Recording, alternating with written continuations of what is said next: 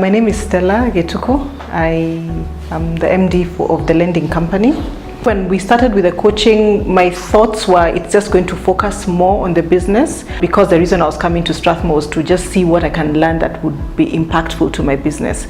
But the fact that it was looking at me as Stella, as an individual, as a mother, as a wife, as a business owner, I think that's usually something that you're never really able to put into perspective, or even get the chance to talk to someone who is able to put all those aspects about your life into perspective.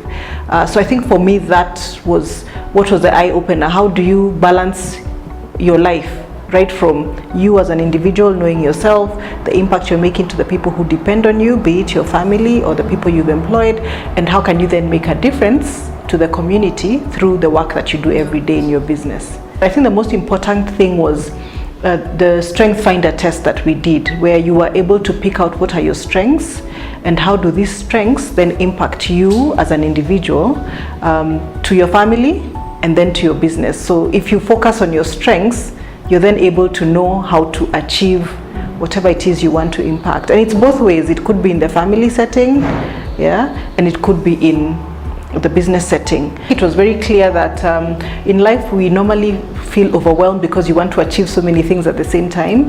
But I remember clearly the coach indicating that you need to set targets and review the targets and then set the next target. At the point when we were doing the coaching, I was at a place in the business where the two main areas for me was corporate governance in terms of setting up the board, and product diversification, because those are the two key areas that I really needed to focus on. Then the other focus, I guess, was also just trying to create time between the family and the business.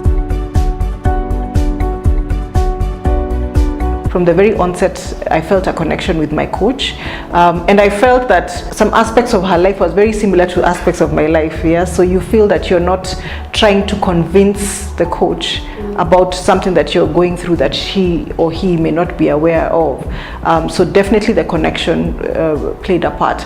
I think there's also the aspect of being open-minded. I think with coaching you really need to just go with a blank page and talk and express as much as you can, and then also listen and be willing to take feedback. And I think the most important is implementation. The beauty with coaching is you're talking to someone who doesn't know you.